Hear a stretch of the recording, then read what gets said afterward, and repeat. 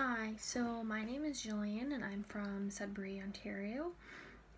Being born in Sudbury or in the north left me with minimal opportunity to interact with people of diverse ethnicities and backgrounds.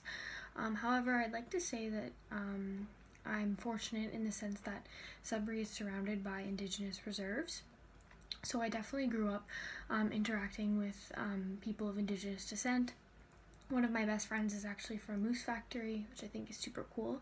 And I think that my upbringing geographically has made me more inclined to fight for the rights of Indigenous peoples and to kind of apply that passion, I guess you could say, in my own teaching style and philosophy.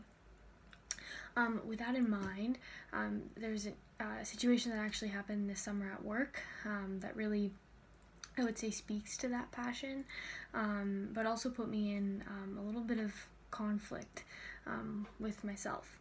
So I, for the summer, work for the Ministry of Energy, Northern Development and Mines, just as their student office and programs assistant. And in a nutshell, the ministry works at finding ways to advance the communities in Northern Ontario. And this past summer, they were implementing the Indigenous Cultural Competency Training.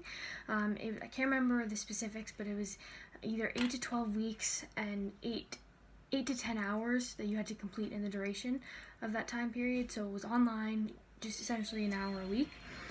And I heard, I was in the lunchroom, and there was these two ladies, white ladies, and in their mid-40s. It was just three of us. And they were complaining that they had to take this course.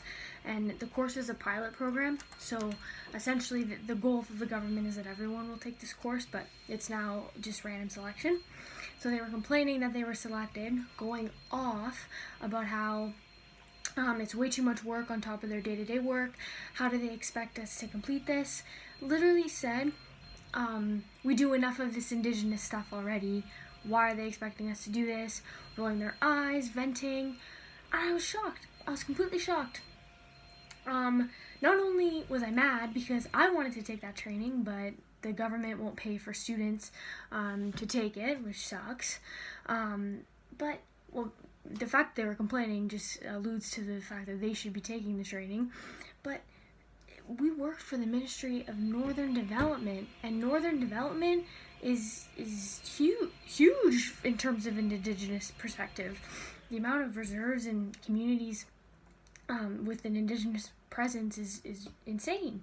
And for them to complain about wanting to take a course where the ultimate goal of this course is to build awareness and relationships with Indigenous peoples is sad, is really, really sad.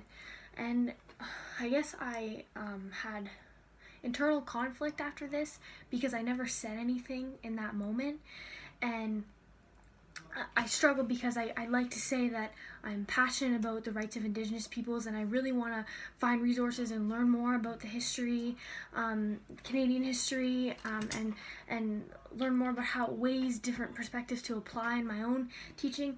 But who am I to say that I'm passionate about that issue if I don't stand up in situations like that? My reason for not saying anything was simply because I was a student and I didn't want to get in trouble. But I think that in order for us to really make a change in society, that we might, like myself, need to be confident in those situations to fight for what we believe in.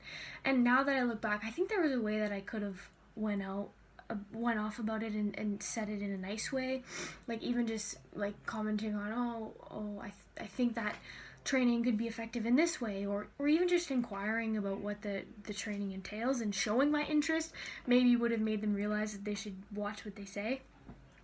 But one of the questions in our document asked us who we think holds power in society. And while I certainly think that power is sometimes out of our hands, from a macro perspective, there's Ford, and sorry, but I can't really control what Ford does. I do think there's we can look at power in a micro perspective, and in situations like that, if I were to stand up and say something, I think in the long run, people who believe in equality and equity can really make a difference in our world. And yeah.